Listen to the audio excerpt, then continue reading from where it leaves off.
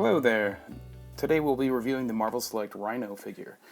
This figure is pretty fantastic. I really love the detail and the articulation on this figure. It is a big figure similar to Juggernaut and the Hulk figures, and this is the only other figure I have that is pre-unboxed. Let's go ahead and take a look at some of the features here. This is definitely one of my favorite molds of Rhino that I've encountered. A lot of times you'll find him and he'll be grossly huge, and I'm not really a big fan of that. Now we're going to take a quick spin here, and as you look at him, you'll be able to see that they spent a lot of time really etching out those muscles and making sure he looks fantastic. The only gripe I have is that his traps are pretty enormous here on his back. They look a little weird, but you know what? From the front, he looks great. All in all, I do really like the sculpt they gave this guy.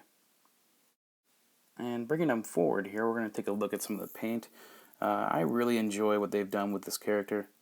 They've done a great job with the paint overall. Several different shades of gray throughout. I really like the fact that his texturing, it makes it really look like he's wearing a pachyderm skin. I love all these little cracks you can see all throughout his actual chest and the suit in general. I love the shading they did on the muscles. Now I really like his face sculpt. However, I don't like what's going on with his teeth. There is something in his teeth. Looks like he's got a serious plaque problem. There's all sorts of yellow junk all up in between his teeth. Other than that, the paint on this figure is great. They did a fantastic job. Alright, and here on the side, you can get a little bit better look at his head. The eyeballs look a little bit strange from the side. They look great when you're straight on, but they do look a little bit weird. You can see them here. Now, I do love the actual horns. I love the weathering they did on the horns. It looks just great. Now, the weathering is also on his toenails. Those do have the same weathering as well. So that looks pretty great. Overall, I mean, they did a wonderful job painting this figure. Alright, and for articulation, you can swivel his wrists here. You can bend him at the elbow, swivel at the elbow as well. There is no bicep swivel, but you can move his arms around. Now, they do go in and out, but there is a really stiff joint. Now, his head is pretty great. It does swivel. It does go look up and down, left and right. You can even get some pretty neat little head tilts in here, kind of like the RCA dog. Now, you can also do a little bit of a diaphragm twist here.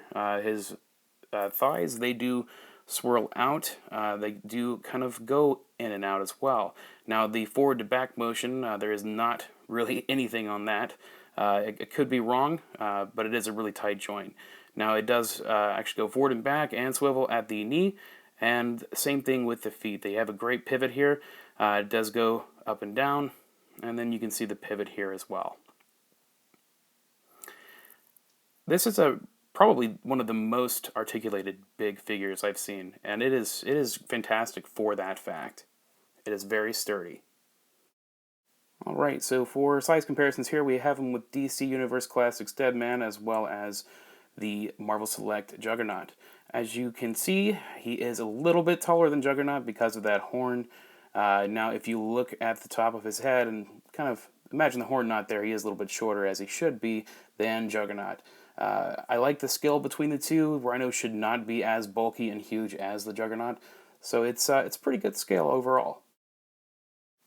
And final thoughts on this figure. I think this is a great Rhino figure. This is definitely a win for Marvel Select. This is a great sculpt.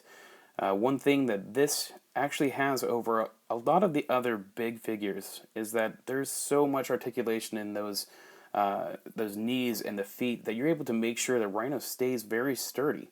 He's also not too top heavy, so you don't really have him falling over as much. Now, again, as with any of the big figures, just like I said in the Juggernaut video, I would not recommend this for a small child. I'd say, the earliest I'd go is going to be 8. It can definitely stand up to some heavy playing, but again, as all Marvel Select are, it's more for a teen and adult collector audience. This is a great figure. If you really love the Spider-Man Rogue Gallery and you really like Rhino, pick him up. You can find him on Amazon or even at places like Big Bad Toy Store.